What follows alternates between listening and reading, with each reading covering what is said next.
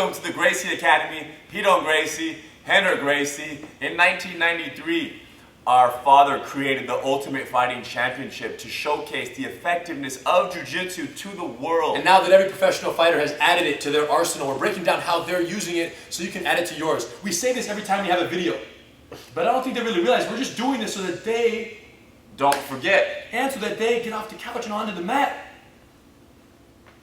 We're trying to motivate. Oh, got it. But more importantly, is I met some people in Canada. I was at this previous UFC. UFC 158, Nick Diaz, GSP. We're going to talk about it in a second, but was up there. Tell us. I was there. The Canadians, of course, super cool. And so many of them were like, wow, your father created the UFC. Right. Which they might not have known if we didn't have this talk every time. Correct. You told me you met some guys recently who said breakdowns because of this. I started training. Oh, yeah. I met like 2 or 3 people who were like, wow, the breakdowns made me basically research jiu-jitsu and now I'm training and I love it. Yes. And on top of that, they're keeping it playful. So it's all good news in Canada. Dang, you guys. Hito was up there helping his friends, specifically to work with Jake Ellenberg, right? How'd it go? It was great. Jake is a very big fan of jiu-jitsu and training jiu-jitsu, and especially how we roll, which is very much exploring all positions. But the truth is, when I watched that fight that Jake knocked out Nate, I just froze. I didn't even get up or clap. I smiled and I was like, yes. But then I stopped. I was in shock. Right. You know, like so many hours of jiu-jitsu just to like boom, boom, boom, finish by a knockout. You know, I wanted like an arm lock escape. You know, him to almost get triangled and then choke somebody. But who knows? A win is a win. Does jiu-jitsu help that knockout?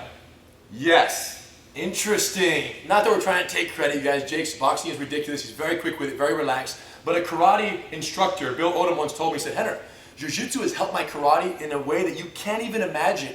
Jiu-jitsu is like my insurance. Now I can throw punches and kicks so much more liberally and so much more relaxed that if I get taken down, I'll just get back up, I'll just escape, triangle choke. So jiu-jitsu is kind of the enabler where pre-jiu-jitsu takeover years, what happened? If a taekwondo master or a karate master got too close or with a strike or punch or kick and they got taken down, it was done.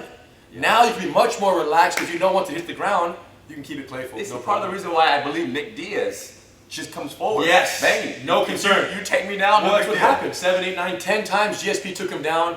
And you guys, we need to talk about this because we did it. We were wondering where we're going to break this down. Correct. And then after a few days of pondering and discussion, we had no choice. We did GSP Success Secrets, Volume 1.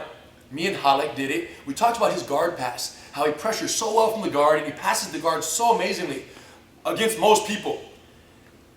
We had to do a Volume 2 because in this fight with Nick Diaz, we learned so much about GSP's combat principles that he's adhering to. And some people like really hate him. They're like thinking, man, he's very boring because we looked at the numbers and the fact is, it's been 5 years since GSP has submitted someone. It's been 8 years since he's been submitted, which is more amazing. Well, that's extremely impressive. Amazing. And we're big fans of that one. So what we gathered from that is GSP is this very like anti-submission almost. Both anti-going for them 100%. He's not really going for them, but he's also anti-letting them happen against him. So it kind of washes itself and balances itself out. It was just a very curious kind of realization, and we started thinking, well, what's making him like that? Why is he like that, and what's going on here? And is he boring or is he amazing? And then we got to talking and we realized, man, the truth is, it's amazing. Our grandfather would be extremely, you know, happy for GSP. Yes. Like, listen, you haven't been tapped in 8 years. Yes. The fact that's great. Why isn't he catching people left and right? Because he's... It's not that he doesn't know the submission. Yes. It's not that he doesn't have the positions to go for them. Correct. I think in general, the organization, right, gives points and rewards people who have dominant positions. Yes. So you get GSP on top of somebody in the guard or in the side control or somebody turtled and him on their back. He's not going to jump and put the hooks in with the risk of falling over and maybe ending up underneath Nick He's Diaz. not willing to risk his position for the submission. It's that simple. Which is very smart. Very smart. A little too smart Knowing sometimes. he's fighting black belts in jiu-jitsu, like Nick and other guys that he fights, he knows it's not worth going for an arm lock or for a naked choke if it risks you losing the position, being on the bottom, and possibly losing a round. He has very unique combat principles that he sticks to probably more diligently than anyone else in the game right now. I mean, he does not veer. It's amazing to watch. Yes, from an entertainment perspective, it might get a little stale. But from a winning perspective, no one can argue. Right. It's amazing. And the UFC does want they want people to win. They want fighters that Yes, go for the to finish kill. and close. So, and he's not really doing that, but he still brings, he's still very educational and fun to watch. You know Yeah, what I mean? especially if you know what's going on. And he still does good takedowns, so there's still technique being done on his part. So he might not get good submissions, but there's good technique defense. He's got, you know, his good hands. He's got good takedowns, just good position. So overall, when you watch him, you learn. Yes. And I think the UFC just wants technique being displayed. And they usually think that technique comes from a nice submission, an arm lock, or a choke, or a knockout. But with him, you don't almost have to have But the that. truth is, no matter what the UFC wants, they cannot deny the winning record Of course. and the fan support. So here's the bottom line. 2 questions. Why isn't he finishing anyone? And why can't anyone finish him? That's what we really wanted to know. And in this fight with Nick Diaz, these 2 questions were answered in 2 core, I guess, principles. The guard principles that he's adhering to and the turtle control principles we need to talk about. For example, when GSP is on the top of the guard right here, inside Nick's guard, he has some very serious principles that he's adhering to. Okay? Number 1 is his principle of distance management. Number 1, his hands are never on the ground. They're always on the inside. And we talked about this in the last class a little bit. We're at Volume 1, Success Secrets for GSP. His hands are always inside, which is standard procedure, because if they're on the outside, they're exposed for kimuras, they're exposed for omoplatas, for triangles. All those things happen because the hands are on the ground. So he keeps the hands inside perfectly well. And he's either grabbing the neck, striking, hitting, elbows, but he's always on the inside where he keeps a lot of pressure. Sometimes he's off his knees, like on his toes a lot. driving his weight forward. Yes, he's here. And as long as the hips are lined up, he stays. Okay? What happens is when Nick starts to create angles, GSP starts to really push all the way out. And he gets both his hands out all together. So incredible posture. And he pulls everything out. So he's either all the way in or all the way out. You don't see him hanging out too much at the distance where angles can be created. It can be caught in this or triangles. And you know what happens is when someone on the bottom brings me in, pull me in, they almost want me to fight to get away. Yes. Because my fight to get away will put me in this in-between position where submissions can happen. Yes. But he doesn't fight it. He almost accepts being inside the party and he goes forward even more. He'll go all the way in and he suffocates it. And it's funny because this distance principle of all the way in or all the way out is the same principle for punch management and for strike defense measures. So he's using the same idea for submission counters. Exactly. He's suffocating them or he's backing all the way out. So what would happen? Nick would get very frustrated and he would start pushing the head away and he's looking to bring his foot in front.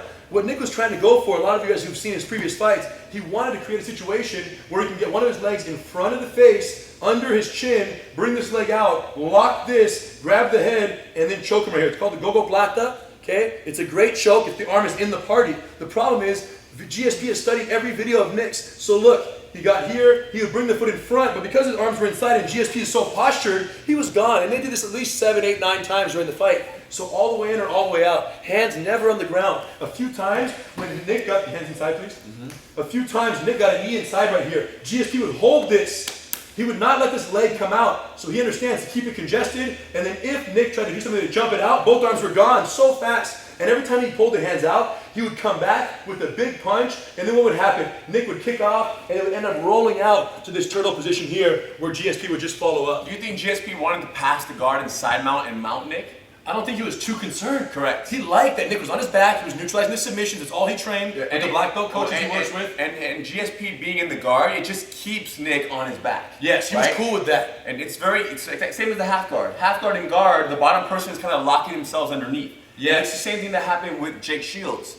GSP was just on top a little bit, take down, then stand back up, take down, stand back up. Yeah, the passes that took place in this fight weren't George really passing the guard. It was more him getting here. He would basically throw a punch, so you would bring your legs in front of my face over there, pull your legs in front. GSP would be standing, he would pull this out, and then he would go to hit, and Nick would kick off and go right to this turtle position. So we ended up here. How GSP dealt with the turtle position in this fight was very telling, was very, he said it after the fight. He said, I didn't want to take the back. But right when he said that, he said, okay, everyone give a round of applause for Nick Diaz. I wanted to hear what he was going to say after that. He was, okay, everyone give a round of applause for Nick Diaz. He did a great fight, he's a good man. But he said, I didn't want to take his back. That was the last thing he said before he changed the subject. What he meant was, if he's here and you would have put the hooks in, the risk of him getting rolled over, get to here, now the choke be framed out possibly, defending, turned into the guard. Now look, Now you have GSP on his back, which we know is in his most comfortable position. Correct. And then you have Nick, who's very good at the top, pressuring, passing, and possibly threatening the submission. And even that scenario right there is a little bit, wouldn't be that clean. It wouldn't have. But nonetheless, it would have been him on his back. He didn't even want the chance to exist of the flop. When you're on someone's back and they roll over, you're now on the bottom of the fight. He didn't want to risk that by connecting to him. So what did he do? Very specific things that he was doing very well. Pressure right here. What he knew was that from the turtle position, Nick wanted to do two things. The trap and roll, grab this wrist, trap and roll over that hip right there, boom. And then come on top right here. One, go back. That wasn't the rewind right there, that was natural. And then from here, the other thing he wanted to do is if my leg posted or was in between Hito's leg, this hand would shoot through the center, look, and he would roll through and take the knee right here, extending the knee. So, what did he do? First of all, for the rolling knee bar right here, rotate a little, he would put his shin like this. He was riding this back calf the whole fight. So there was never an actual leg to wrap. And if you try to do the roll right now, go ahead. Which he did. He rolled, but my shin, look over there, look over there. Look at the shin. It's outside. He can't hug the knee, hug the knee, hug the knee. He can't pull it in, just hugged right there. So many times this would happen, and the leg would kick out, and he would land here. In the modified side mount, or back in the side here. Go back to your knees, please. So anyway, so he's here. The shin is riding ankle over, and this leg was up, and he's punching, and he's punching, and he's punching. And then, what Nick couldn't roll. He tried, but he couldn't. So what did he do? He would grab this wrist. And this is the same thing that happened all 5 rounds. So he would grab this wrist, try to pin it in his hip right here for the roll. But GSP was too clever. He already studied that tape. Look, so if he stays on this side, he is rollable. But as soon as his arm got trapped, look what he did. He posted, he made a quick jump, switched the shins on the other side, and then from here either rode or pulled Nick to the ground to off-balance him. And then he would just put pressure, then Nick would get back up, and then he would go back to the shin, trap the other arm. Yeah. Boom, look. Boom, switching sides, pressure on the hips, so you can't roll me in the direction that I'm on. Kept switching back and forth. And then there's Nick wanting to stand up. Yes. And Nick actually did stand a few times, and he strategically moved to the cage to put his hands on the cage to help him stand. But he would get here, like this, and GSP would break He's him locking down. here, this hand is underneath, they're S-gripping under the body, and while this arm pushes north on his armpit, this one pulls the hip, and this little tilt back to the ground, build the house again, boom, boom, boom, look, he's just pulling the guy back down here. All why? Just to get back to this position to punch, to hold, to punch, to hold, and eventually switch sides. So, Very draining. yeah, very draining. Very draining, but at the same time, not For you mean? But Trying to build the right, house. but not so much for Nick, because he wasn't so worried about getting up. Like, he was almost like, just do something. Right. Like, finish me off. Like, kill. It's almost like GSP was Nick too smart. He had too much respect. Correct. And I think GSP knows that Nick works best when someone is trying to kill him. Yes. So even though GSP had mentioned, doing all kinds of damage to Nick Diaz, Yeah. his damage was still very strategic. It wasn't an emotional damage. Not at all. And It was very strategic. It would have been nice. It It would have been nice if GSP got really angry at Nick Diaz. But I don't think he was really angry. He didn't. He's too smart for that. Yes. So GSP is the most emotionless fighter. Emotionless ground and pound. That's why no one ever submits him. He's in the guard. He only cares about positioning, hip management, distance management, hands on the inside. Hit, come back out. Hit. He doesn't say, I'm going to go kill. That's why he's not knocking guys out, because he's not going full tilt. But at the expense of not knocking guys out, guess what? He's also not getting caught, or vice versa. So it's worth it. At the expense of not submitting guys, he's also not getting submitted. So is it good or bad? It's amazing. It just shows he has the highest level of respect for the circumstances of the game. So both those questions are answered in the same. Yes. Both the answers are in one. Why isn't he catching people, and why isn't he getting caught? Respect. Yeah, respect. Highest level of respect. One final thought is the fact people were wondering why Nick Diaz did not really, go forward and try to end the fight and just try to finish GSP. He a little bit was kind of standing in the 3rd round or 4th round, just throwing jabs and looking at him playing games. Well, why didn't Nick Diaz go forward and attack? And I believe a part of it had to do with the fact that he knows that when he attacks for real, GSP is going to shoot. And not that he minds being taken down, but now you have GSP taking him down, chilling again, not really attacking. So a part of Nick Diaz was he didn't even want to go to the ground again. It's like, man, when we go to the ground, you don't do anything. So we might as well stand and you not do anything. Now, he did do a few, he stopped GSP. Neutralizes some takedowns, which was amazing, yeah. That was really remarkable. It was very cool. Yeah. It just showed you that he was not too committed to those strikes. Yes. At the time that GSP entered, Nick was striking, but he was still almost striking, expecting the entry. Yeah. Which gave him time to defend it. So there we have it, my friends. These principles of guard, positioning, patience, awareness, emotionless ground and pound, principles from the turtle. Don't put hooks in. Don't go for the submission. It's not worth risking the round. Yeah. Because as soon as you flip and they're on top of you, it doesn't matter if you neutralize punches. When you're on the bottom, you lost the round in the judge's eyes. GSP doesn't want to risk it. Yeah. Is he wrong? No. If anyone's wrong, it's the organization's rules for these types of fights. Now, I think it's cool. I think for the most part, it sparks good entertainment. But you can't blame GSP if you're not going to blame the circumstances under which he's fighting. Does that make sense? He's winning. Yes. You cannot judge, my friends, and say, oh, it's not entertaining enough. Be more entertaining. No. No. Win your fights, bro. Whatever you have to do to play the game and win your fights is what you're going to do. And if you're judging that, you're wrong. There's no way around it. GSP is an athlete. Yes. Right? And I think Nick Diaz is still an extreme athlete. Right. And if you've worked out with him, you know that he is and what he does outside of, actually on the mat. But an athlete in the sense of, just GSP, just very strong, very good position, and he wins the matches as an athlete. It's almost like Nick Diaz is a fighter. Right. Like he just wants to just go. Scrap it, Let's just end this right now. Let's go till the death almost. Yeah. And that's the difference. So of course, one could say that if this was 1952, Nick Diaz versus GSP, like in the environment of the time of Elio Gracie and Kimura, like Just go fights until like someone that, gives up, yeah. it could be different. And Nick Diaz might have more of what's necessary. Well, yeah, he didn't take any damage. He defended very well. Correct. Great defense. But that's not the game. Yeah. So Nick Diaz went in there, and considering the physical, explosive, and strength difference, when you look at them, they're just completely different specimens. You would say, wow, Nick did amazing. He neutralized the ground and pound. He didn't get submitted, didn't take that much damage at all, and inflicted a lot of damage. So, on some regards, he won in that sense of, look, he was comparatively, right? Well, he won. All relatively speaking. But he lost the game, for sure, of course. Well, many people are thinking he won in many senses. Right. Correct. It depends how you look at jiu-jitsu. Yeah, it depends how you look at the fight, Correct. MMA, the whole It's the thing. same as that Metamoris match that happened a while ago. With Right. that one guy and the other real sport guy. Yes. And the one guy who's not that sport. Yes, was People were defending like, well. who won? The guy on top won, the guy who's defending one, who knows? Right. What's more impressive? Correct. All things considered. Yes. There it is, my friends. GSP Success Secrets, Volume 2. Don't sacrifice the position. Even if the submission is right there, play it safe. If you're in the UFC. Yeah, well, if you're GSP, we're just telling you what he does. You can Yes. do what you want with this information. We're just telling you why he doesn't get submitted and why he doesn't submit anyone. And there's nothing against him, it's just the truth, at least as we see it. Last Gracie Breakdown, we gave away a 1-year subscription to the Breakdown Plus online subscription. You can watch all the breakdowns, all the sparring, all the everything. The winner was Kevin Dantzler. Congratulations, bro. He put in, subscribe, comment, the whole thing. But now it's time for a new giveaway. A bigger giveaway. Bigger than that? Pretty amazing. You guys, we have to keep it real. Gracie University is 75,000 students in 196 countries. It's pretty big. It's kind of like a global academy.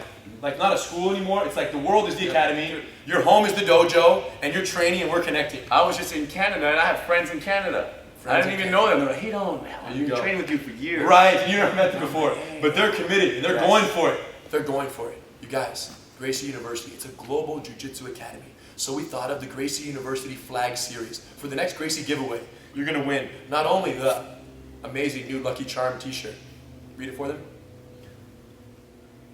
I don't need luck. I do jiu-jitsu. Try one more time, bro. Smooth it. Slow. I don't need luck. I do jiu-jitsu. Nothing more true, my friends. Okay? Nothing more true. Now, we also have the Gracie University flag series. 6 new t-shirts. Amazing.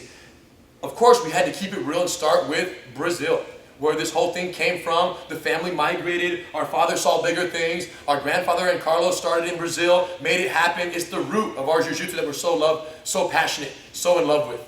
Okay? But then, once the Americans found out that there was going to be a Brazilian shirt, they said, wait a minute. Gracie Academy headquarters, Torrance, California. Jiu-jitsu is now as much American as it was Brazilian. Some call it American Jiu-Jitsu. So we had to keep it real.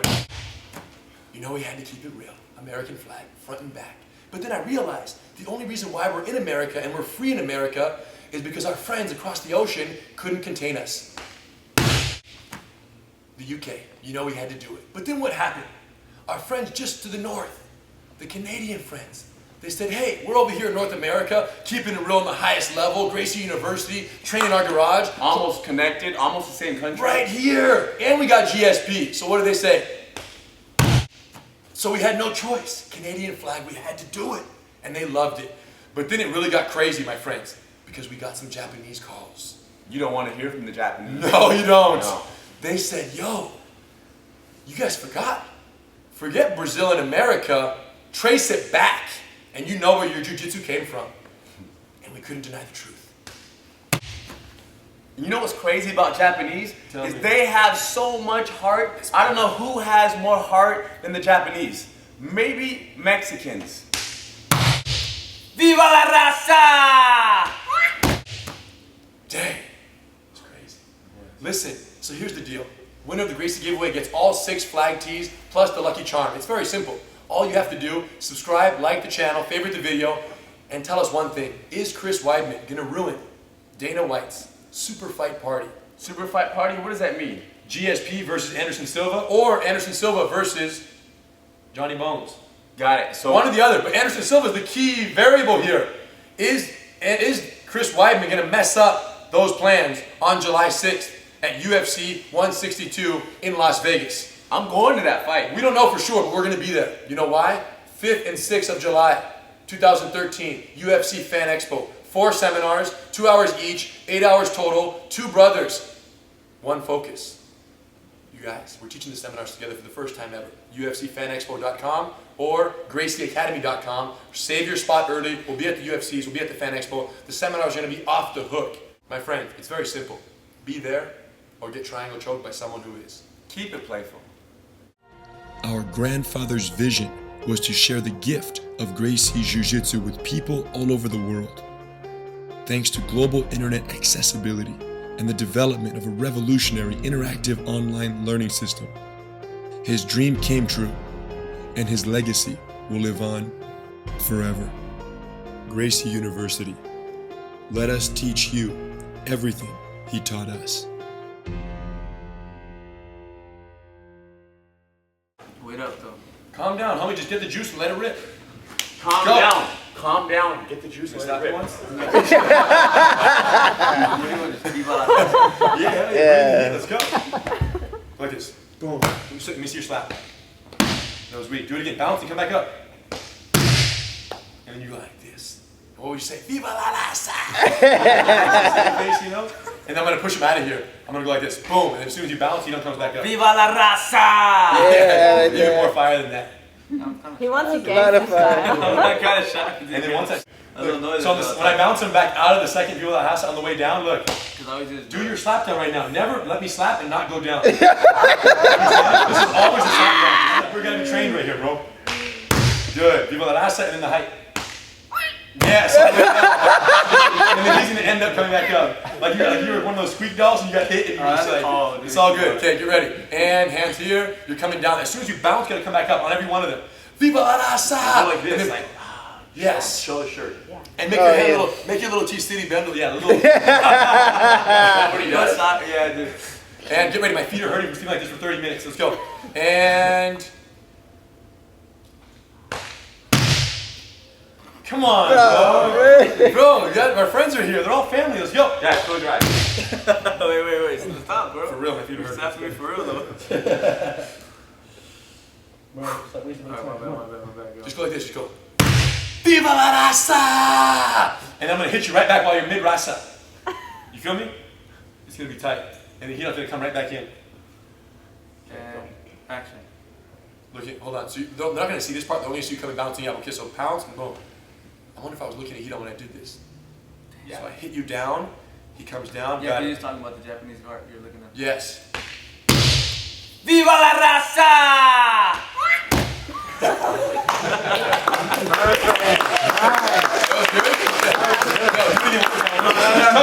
That was perfect! That was perfect! Get ready. Let's go. Pump it up. The fire's here now. Let's go. That was pretty good. Viva la raza! It's got to be a little quicker, a little more energy in the beginning. A little more Mexican. A little more freaking T-City. Let's go. I'm gonna hit you, you're gonna go down, you're gonna bounce, I'm gonna hit you right after. And when I hit you the second one, don't let me force you down. Listen to me. When it touches, you gotta go boom, and you just gotta get out of here. And he's gonna come right back up. And ready? Don't do the. Yeah, no, for sure. It's like, almost like I'm catching you mid-sentence, for sure. Viva la raza! Boom, and you're gone. Mid-raza, I'm telling you. It's gonna cut you off mid-raza, bro. Get ready. We're gonna bounce up. Can we throw a Brazil shirt in his face? Like Brazil? No, you're gonna come back in whatever you want right now. So just don't move out of your mark until I tell you to after you bounce down. Okay, ready? And boom. Viva la raza!